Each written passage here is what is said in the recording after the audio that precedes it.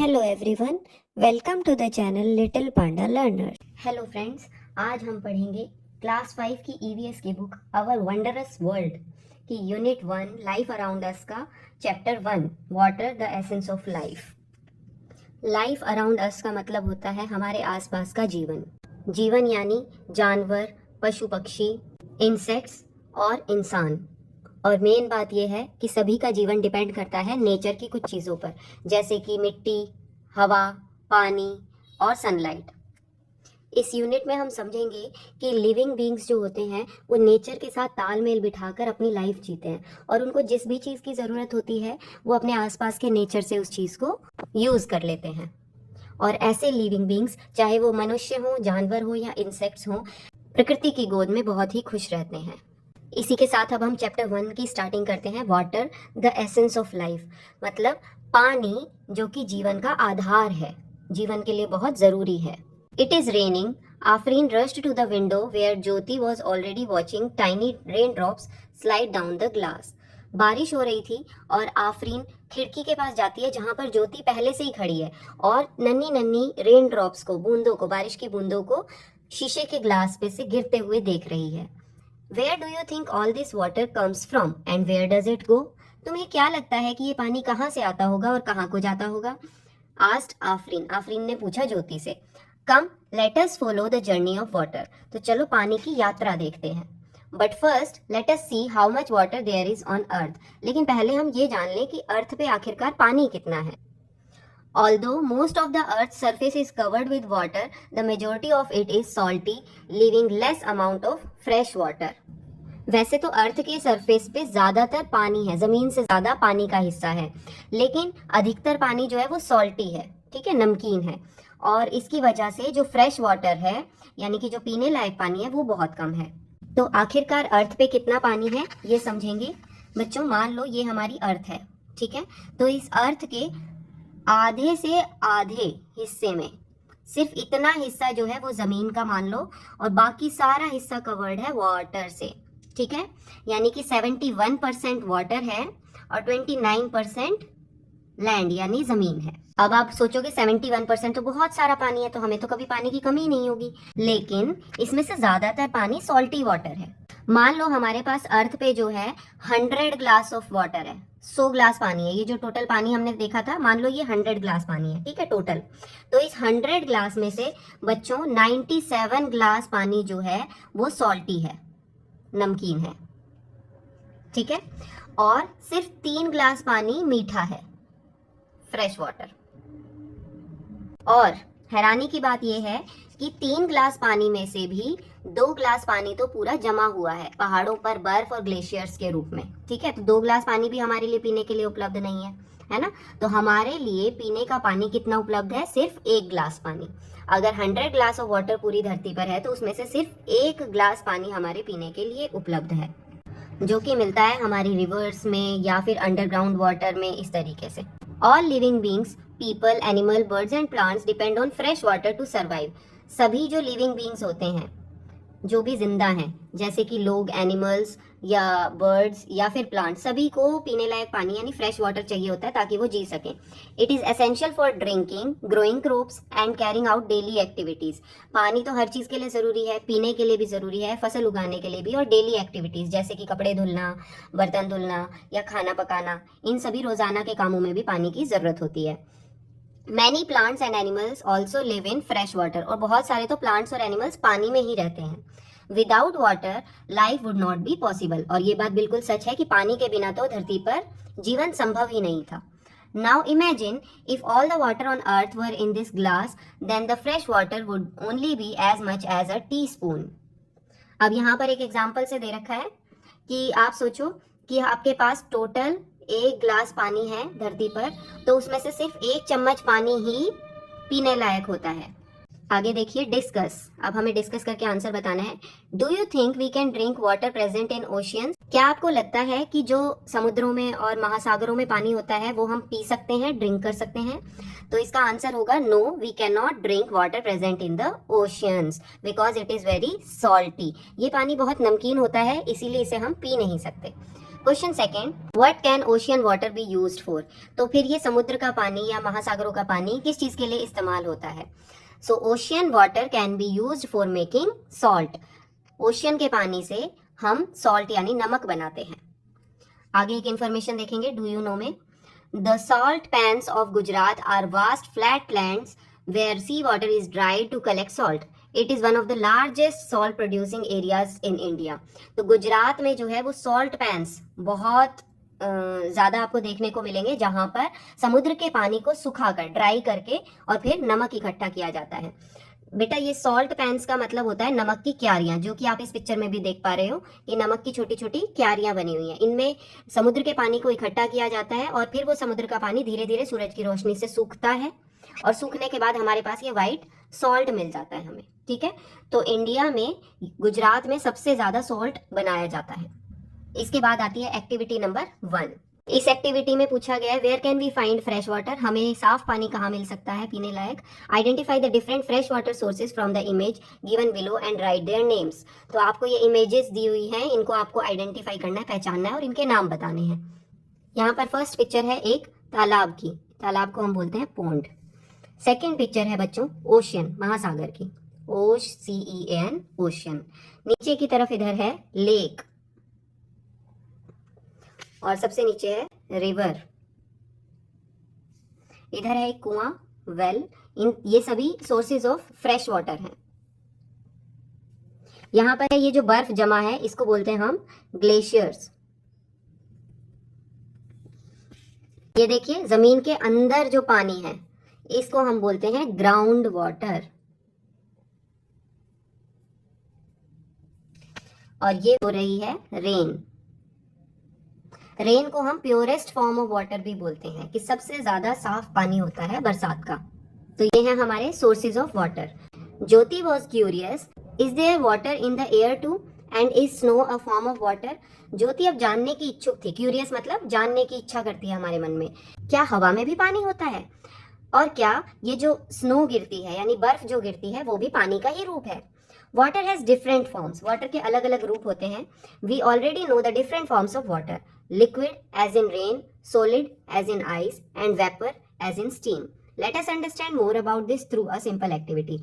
तो पानी के 3 फॉर्म्स होते हैं। वो 3 फॉर्म्स हैं लिक्विड, जैसे कि जो पानी होता है बरसात का पानी हुआ या जो हमारे घरों में पीने का पानी होता है वो लिक्विड होता है, लिक्विड फॉर्म होती है। सॉलिड, सॉलिड बोलते हैं ठोस को। तो जो आइस होती है, बर्फ होती है, वो होती है सॉलिड फॉर्म। और वेपर, वेपर यानी जो भाप उड़ जाती है, जैसे हम पानी उबालते हैं गैस पर तो धीरे धीरे उसमें से भाप उड़ने लगती है, उसी को हम बोलते हैं वेपर या गैस फॉर्म। चलिए अब आगे एक एक्टिविटी से हम इसके बारे में जानते। ये है हमारी activity number 2। Take a steel glass, put some ice cubes in it. एक स्टील का ग्लास हमें लेना है और उसमें थोड़ी सी आइस क्यूब्स यानी बर्फ के टुकड़े रख लेने हैं। Observe the small water droplets forming on the glass. अब आप देखो ग्लास के ऊपर छोटी छोटी पानी की बूंदें आ गई हैं। Where do these water droplets come from? ये पानी की बूंदें कहाँ से आई? तो बच्चों ये पानी की बूंदें आई हैं हवा से। हवा में पहले पानी भाप के रूप में होता है, ठीक है, लेकिन जब वो भाप ठंडी होने लगती है तो वो वापस से पानी बनने लगती है। अब क्योंकि ग्लास के अंदर बर्फ है तो बर्फ के आसपास तो ठंडक हो जाती है ना, तो जो बर्फ के आसपास की हवा है यानी ग्लास के आसपास की जो हवा है वो ठंडी हो जाती है, इसीलिए उसके अंदर की पानी की जो बूंदें हैं वो ग्लास के बाहर जम जाती हैं या दिखाई देने लगती हैं। तो हम इसका आंसर लिखेंगे water droplets come from the water vapour in the air that cools down.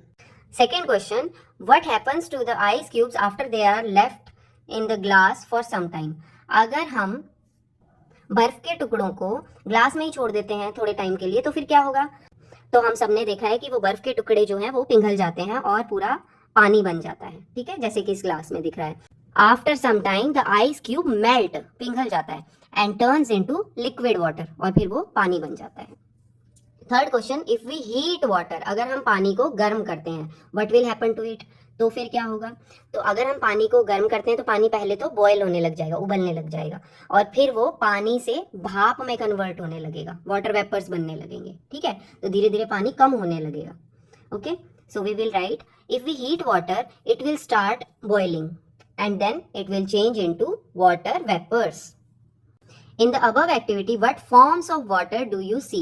तो forms of water 3 होती हैं, solid, liquid और अब इस एक्टिविटी में हमने तीनों फॉर्म्स ऑफ वाटर देखी हैं। यहाँ पर है आइस जो कि सॉलिड फॉर्म है, यहाँ है वाटर जो कि लिक्विड फॉर्म है, और यहाँ पर है स्टीम भाप जो कि गैस फॉर्म है। ऑब्जर्विंग चेंजेस, क्या क्या बदलाव हो रहे हैं। आइस मेल्टिंग, जब बर्फ पिघलती है तो बर्फ पहले सॉलिड थी, है ना, उसके बाद वो पानी में पिघल गई, यानी लिक्विड में पिघल गई है, तो सॉलिड जो है वो कन्वर्ट हो गया लिक्विड में। सेकेंड है वाटर बॉइलिंग, जब पानी उबलने लगता है, तो पहले वो पानी था यानी पहले वो लिक्विड था, और फिर वो कन्वर्ट हो गया गैस में, वो वाटर वेपर या स्टीम बन गया, ठीक है। थर्ड है water in sunlight for 3 days, अगर हम 3 दिन के लिए पानी को सनलाइट में, सूरज की रोशनी में रख देंगे तो हम क्या देखते हैं कि धीरे धीरे वो पानी कम होता जा रहा है, क्योंकि वो सूरज की रोशनी सनलाइट की वजह से वो इवेपोरेट होने लग जाता है, वो पानी उड़ने लगता है, उड़ना मतलब भाप बन के हवा में मिल जाता है। Through these experiments we found out that water can change into ice and steam and it can also return to its liquid form। अब इस एक्सपेरिमेंट में हमने देखा कि जो बर्फ है वो पानी में पिघल सकती है, और पानी जो है वो स्टीम बनकर उड़ सकता है या गैस फॉर्म ले सकता है, या फिर उल्टा भी हो सकता है, जो स्टीम होती है वो ठंडी होकर पानी की ड्रॉपलेट्स बन सकती हैं, और पानी की ड्रॉपलेट्स को और ठंडा कर दिया जाए तो वो बर्फ भी बन सकते हैं। अब हम पढ़ेंगे वाटर साइकिल, जिसको हिंदी में हम बोलते हैं जल चक्र। Let us understand how such changes take place in nature. अब ऐसी चीजें प्रकृति में कैसे होती हैं ये हम देखेंगे। टेक अ ट्रांसपेरेंट बैग, एक पन्नी जैसा बैग हमें लेना है, ट्रांसपेरेंट, जिसके आर पार दिखाई दे। Use a marker to draw the sun, cloud, trees and arrows on it as shown in picture. फिर हम एक मार्कर की हेल्प से ये सारी चीजें दिखाएंगे, सन दिखाएंगे, क्लाउड्स दिखाएंगे, ट्रीज और एरोज दिखाएंगे, ठीक है। Fill 1/3 of it with coloured water, इस थैली को हम थोड़ा सा कलर्ड वाटर से भर लेंगे। Seal the bag tightly to prevent any leaks, अब हमने इस पैकेट को टाइटली बंद कर दिया है ताकि इसमें से कहीं से पानी लीक ना हो। प्लेस इट इन सनलाइट, इसको हम सूरज की रोशनी में रख देंगे। After a few hours observe the changes inside the bag, अब कुछ घंटों के बाद आप देखोगे कि बैग में कुछ ना कुछ बदलाव हो रहा है। वो क्या बदलाव हो रहा है, नीचे टेबल में देखिए।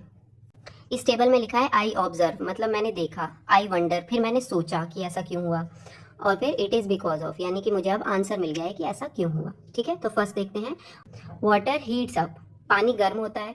How does water heat up, ये पानी गर्म कैसे होता है, तो it is because of sunlight, सूरज की रोशनी की वजह से ही गर्म होता है, ठीक है।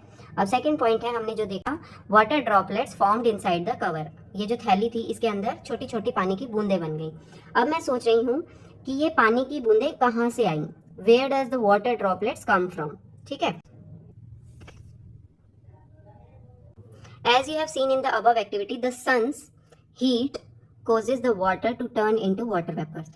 आपने ऊपर वाली एक्टिविटी में देखा कि जो सूरज की गर्मी है उसकी वजह से पानी के वेपर्स में कन्वर्ट होने लगा।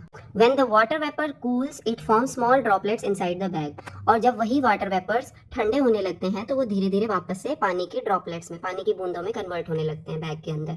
Eventually these droplets fall back down, और फिर थोड़ी देर में वो ड्रॉपलेट्स ज़्यादा इकट्ठी हो जाती हैं और वो धीरे धीरे वापस से गिरने लगती हैं।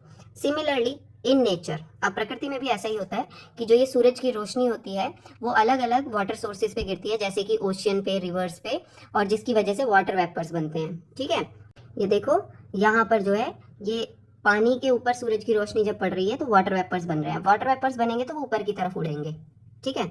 Water vapour forms the clouds, और ये धीरे धीरे क्लाउड्स की फॉर्मेशन कर देते हैं, बना देते हैं clouds, which come down as rain, snow and hail, और फिर इन्हीं क्लाउड से बारिश होती है, इन्हीं क्लाउड से बर्फ गिरती है, और इन्हीं क्लाउड से हेल का मतलब होता है ओले गिरना, ठीक है। मोटे मोटे बर्फ के जो गोले होते हैं उनको हेल बोलते हैं। This water goes back into rivers, lakes and ocean, और फिर ये पानी धीरे धीरे वापस से रिवर्स, लेक और ओशन में जाता है, और इस तरह से ये चक्र चलता रहता है। भाप उठी, क्लाउड्स बने, क्लाउड से रेन हुई, और वापस से पानी नीचे आ गया।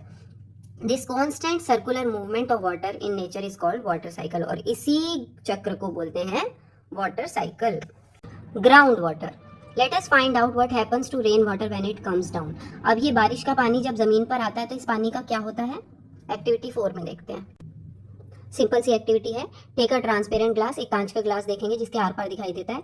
Fill half of it with soil, उसको आधा मिट्टी से भर देंगे। Slowly pour water into the soil using the spoon, अब धीरे धीरे चम्मच की मदद से उस पर पानी डालेंगे। Observe what happen. अब देखो अब क्या होता है, जो मिट्टी होती है वो पानी को सोख लेती है अपने अंदर, है ना। तो व्हेन इट रेन्स, जब बारिश होती है, some water is soaked up. Soaked up मतलब सोख लेना, बाय द सॉइल। तो फिर मिट्टी जो है वो बारिश के पानी को सोख लेती है। This water sinks through the layers of soil and rocks. अब ये पानी और अंदर अंदर अंदर जाता रहता है, मिट्टी और पत्थरों के अंदर अंदर। The water that gets stored deep underground is called ground water. और यही वाटर जब नीचे अंडरग्राउंड में चला जाता है तो इसी को हम बोलते हैं ग्राउंड वाटर।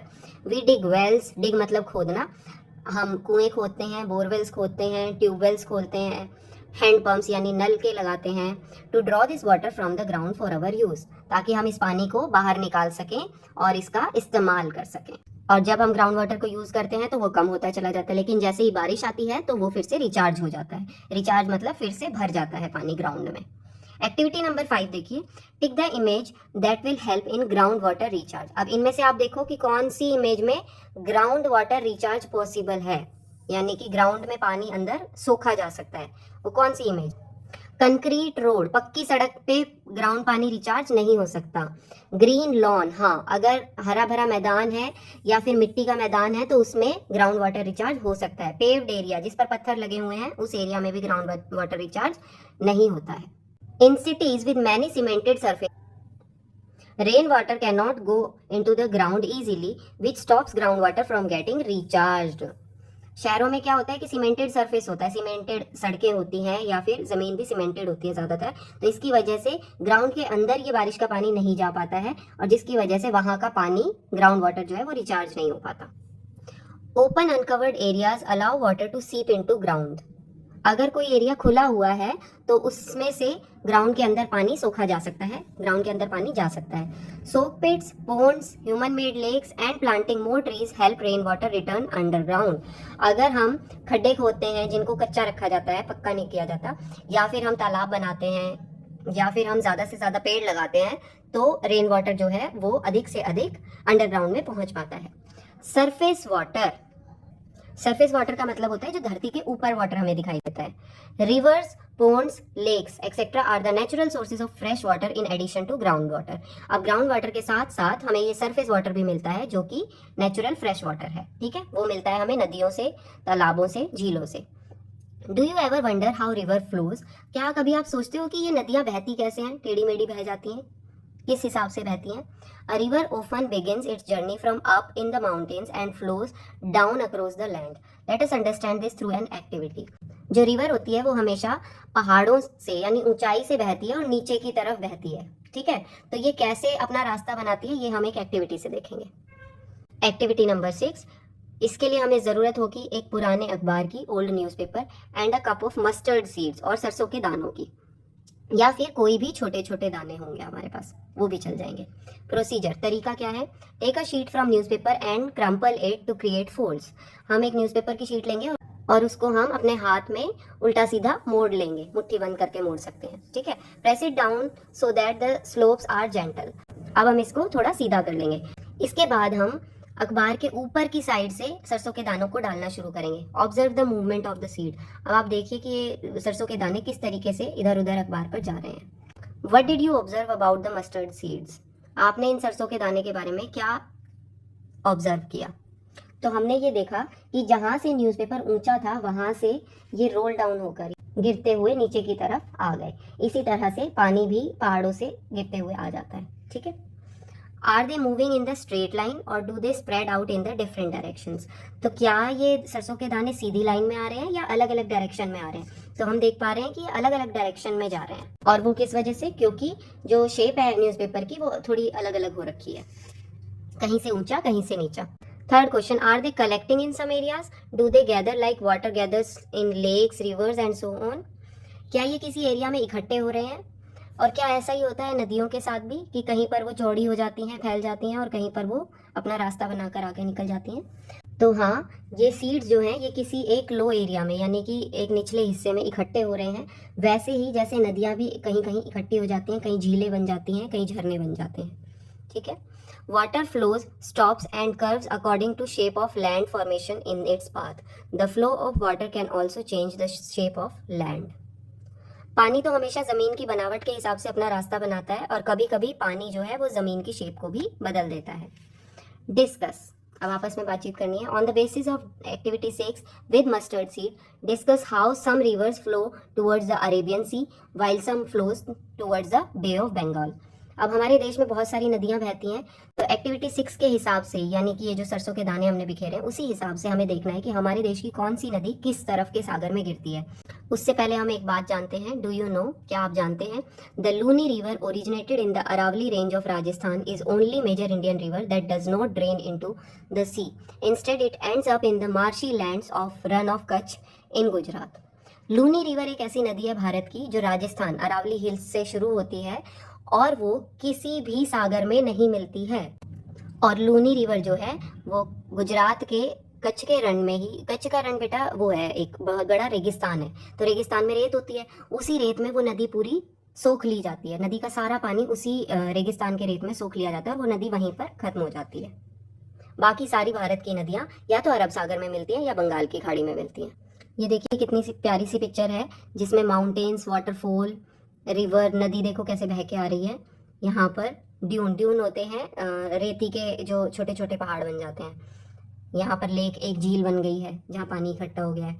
डेजर्ट, ये हमें रेगिस्तान दिखा रखा है और इस तरह से नदी अपना रास्ता बनाते हुए आगे बहती जाती है। Our lifeline rivers of India, Bharat की नदियाँ देखेंगे। This map of India shows some of the major rivers of our country. इस मैप में हमें बहुत सारी भारत की नदियाँ दिखाई दे रही हैं। अब हमें देखना है कि ये नदियाँ कहाँ कहाँ कौन से सागर में गिरती हैं। तो देखो बच्चों, इधर है ब्रह्मपुत्र नदी, ये गंगा, यमुना, नर्मदा, ताप्ती, गोदावरी, कृष्णा, कावेरी। भारत के इस तरफ यहाँ पर है बे ऑफ बंगाल, बंगाल की खाड़ी इसको हिंदी में बोलते हैं, और यहाँ पर है अरब सागर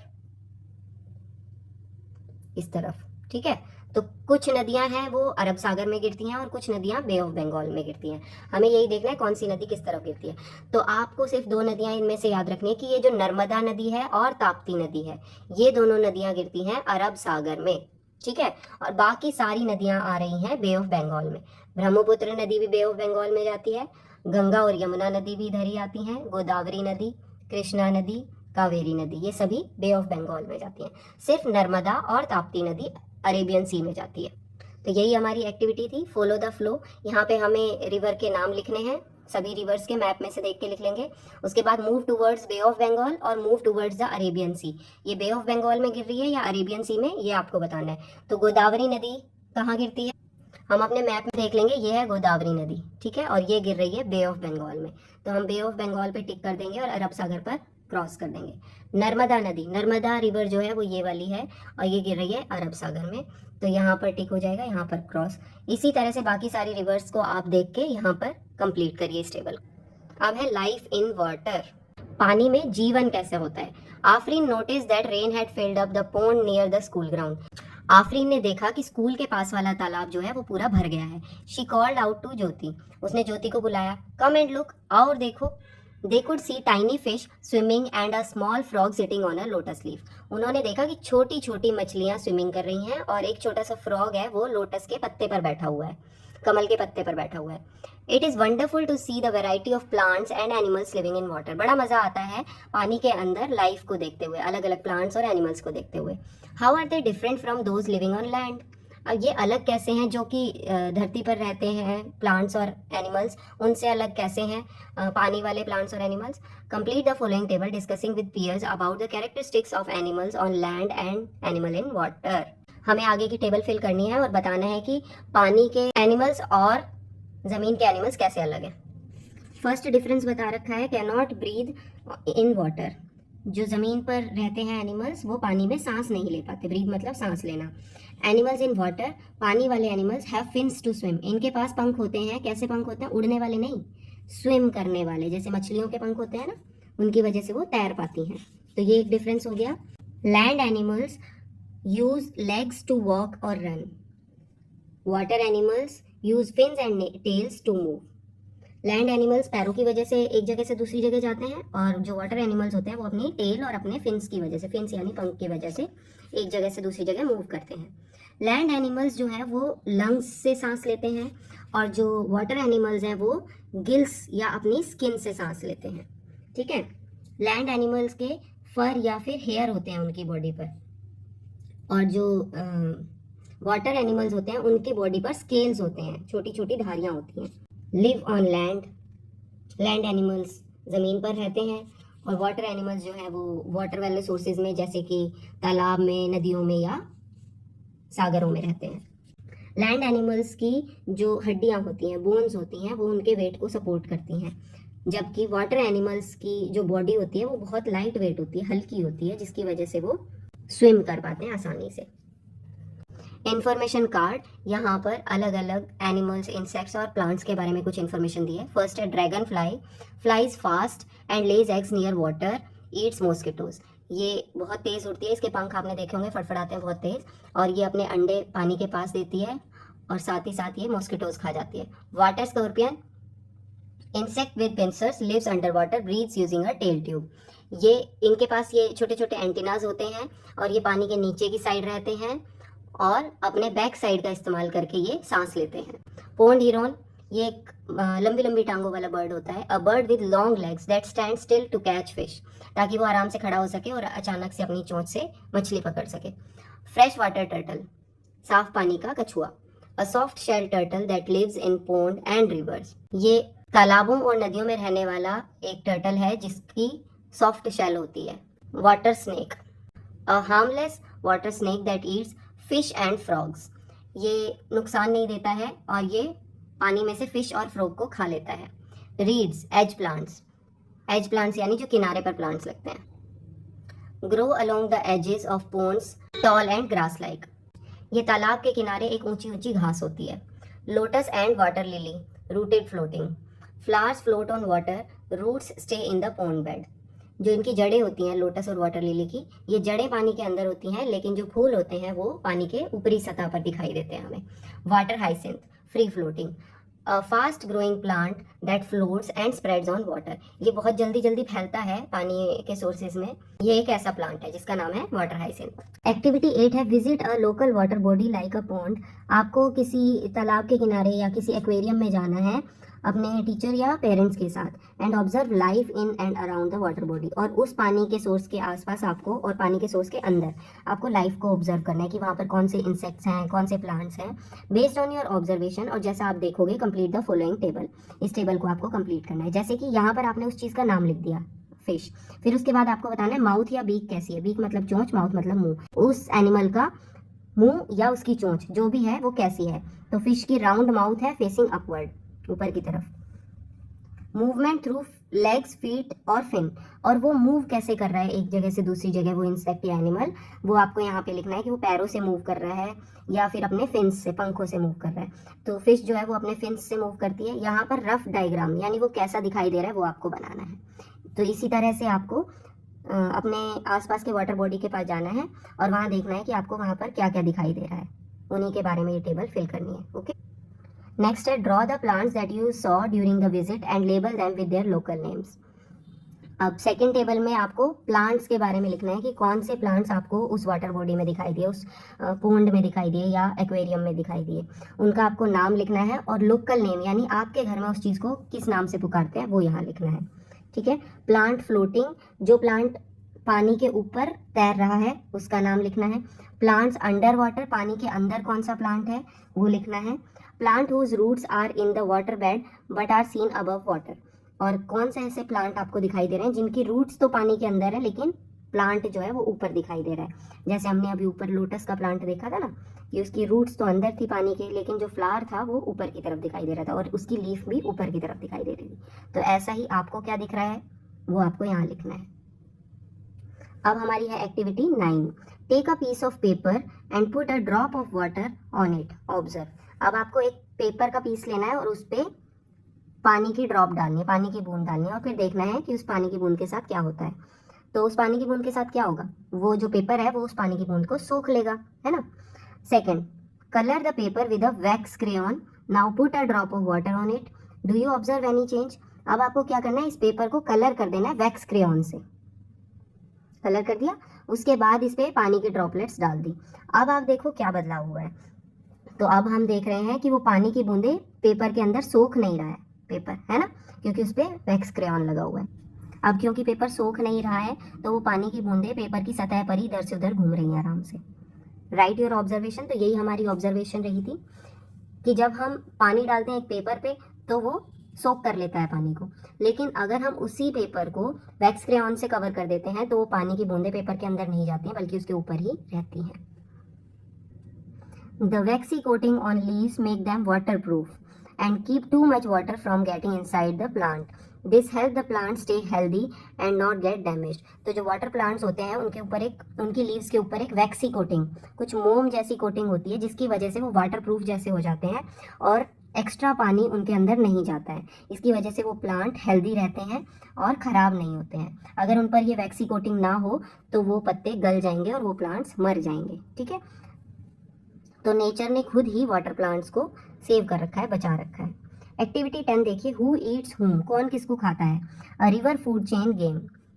इसमें आपको क्या करना है, distribute slips of paper to student, each student write what they choose to be. For example small fish, big fish, frog, bird, human, crocodile, otter etcetera. तो हम बच्चों को स्लिप्स देंगे और उस पर बोलेंगे उनको लिखने के लिए कि आप क्या बनना चाहते हो इनमें से।